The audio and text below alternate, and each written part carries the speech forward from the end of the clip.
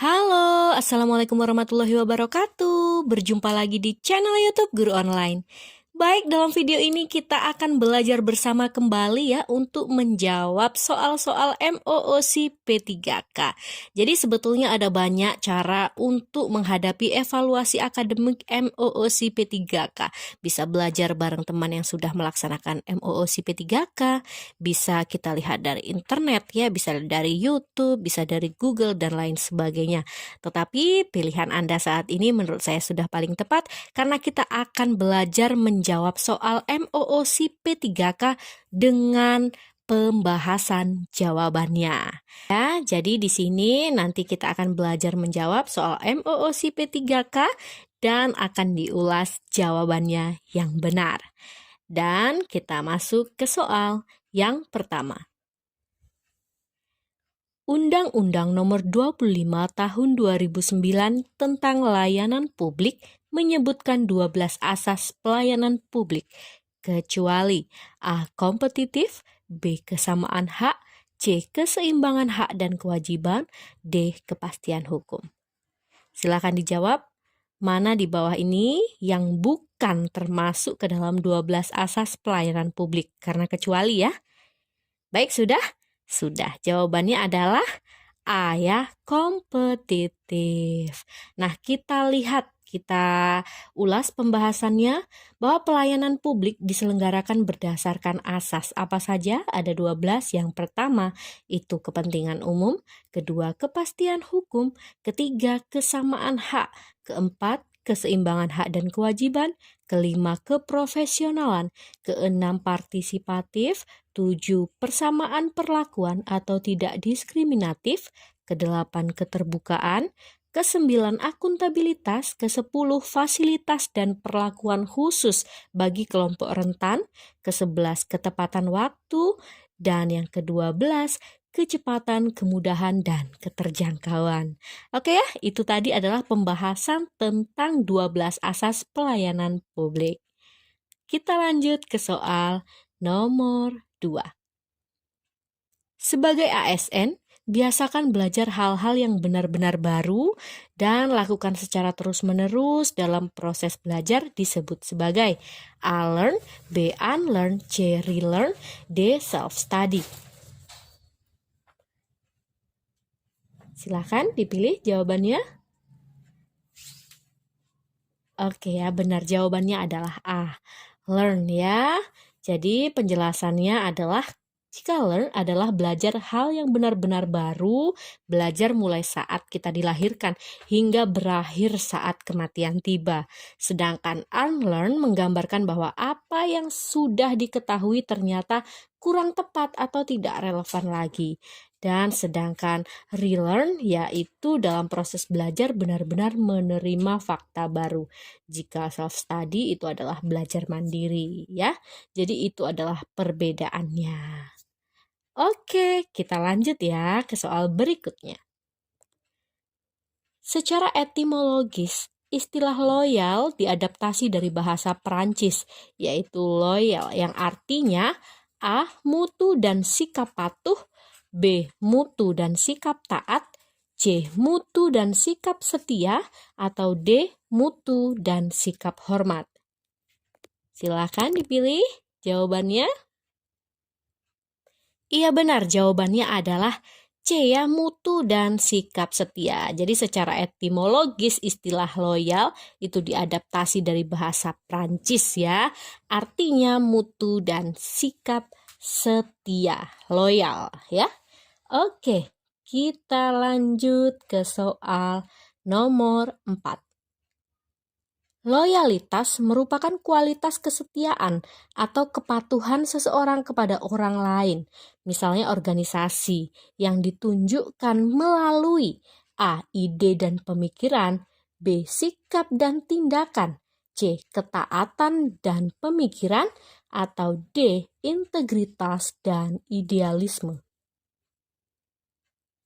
Silahkan dipilih. Apa jawabannya? Iya benar ya, jawabannya adalah B, sikap dan tindakan. Baik, saya harap sudah Betul semua tadi ya dari nomor pertama ya. Kita lihat yuk soal nomor 5. Berikut ini adalah unsur dari gratifikasi. A. Bersifat tanam budi. B. Tanpa kesepakatan. C. Diterima oleh pejabat negara atau pegawai negeri. D. Semua benar. Silahkan, mana yang termasuk ke dalam unsur dari gratifikasi? A, B, C, atau semua benar? Ya, sudah? Oke, kita lihat jawabannya. Jawabannya adalah D, semua benar. Nah, kita lihat pembahasannya ya. Jadi unsur dari gratifikasi ini dia betul ya bersifat tanam budi. Karena seringkali diberikan sebagai tindakan penghargaan atau sebuah rasa terima kasih atas tindakan atau keputusan tertentu yang dilakukan oleh penerima gratifikasi ini. Jadi ini bisa menjadi cara untuk mempengaruhi penerima agar bertindak sesuai dengan keinginan si pemberi gratifikasi ini tadi. Jadi itu tadi sifatnya tanam budi gitu ya. Lalu tanpa kesepakatan, ya benar ya. Jadi gratifikasi ini terjadi tanpa adanya kesepakatan. Jadi tidak ada kesepakatan yang sah antara pemberi dan penerima. Lalu diterima oleh pejabat negara atau pegawai negeri. Jadi memang umumnya gratifikasi ini ditujukan kepada pejabat negara atau pegawai negeri seperti anggota pemerintah, aparatur sipil negara, atau pihak-pihak yang memiliki kewenangan dalam pengambilan sebuah keputusan di sektor publik ya. Jadi semuanya benar ya, tadi A, B, C benar, sehingga jawabannya adalah D. Semua benar. Baik, kita lanjut lagi. Soal nomor 6. Berikut ini adalah termasuk prinsip keterbukaan informasi, kecuali. Ya, ini yang A, Mel, prinsip semua informasi bersifat terbuka dan bisa diakses masyarakat. B, informasi yang dikecualikan adalah informasi yang berpotensi merugikan kepentingan publik dan harus bersifat terbatas dan tidak permanen. Atau C, permintaan informasi harus disertai dengan alasan. Atau yang D, informasi harus utuh dan benar. Silakan dipilih mana yang termasuk prinsip keterbukaan. Kecuali ya, berarti yang bukan ya. Baik, sudah? Jika sudah, kita lihat jawabannya. Jawabannya adalah C. Permintaan informasi harus disertai dengan alasan. Jadi yang bukan prinsip keterbukaan informasi, yaitu adalah permintaan informasi harus disertai dengan tanda kutip di sini ya. Tanda kutip alasan, berarti harus ada alasan-alasan tertentu gitu ya maksudnya. Nah, kita lihat nih untuk tambahan pengetahuan umum bahwa Undang-Undang tentang Keterbukaan Informasi Publik menjadi landasan hukum yang mengatur tentang yang pertama, hak setiap orang untuk memperoleh informasi publik. Yang kedua, kewajiban setiap badan publik menyediakan dan melayani permintaan informasi secara cepat, tepat waktu, biaya ringan atau proporsional, dan dengan cara sederhana. Lalu informasi dengan pengecualian yang bersifat ketat dan terbatas. Lalu kewajiban badan publik juga untuk membenahi sistem dokumentasi dan pelayanan informasi. Berarti intinya keterbukaan informasi ini sangat didukung ya oleh pemerintah karena hak setiap orang untuk memperoleh informasi publik. Oke, kita lihat soal selanjutnya. Sudah siap ya untuk menjawab soal yang selanjutnya.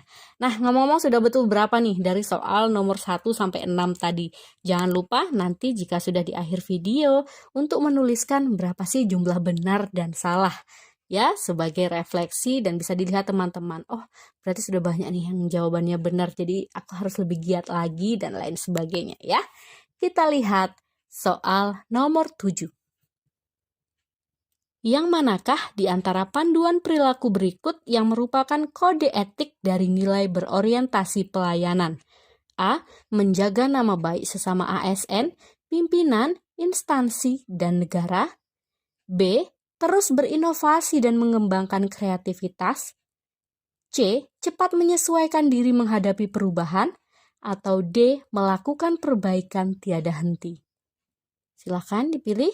Mana panduan perilaku yang merupakan kode etik dari nilai berorientasi pelayanan. Kata kuncinya pelayanan or berorientasi pelayanan. Silahkan. Ya, sudah ya.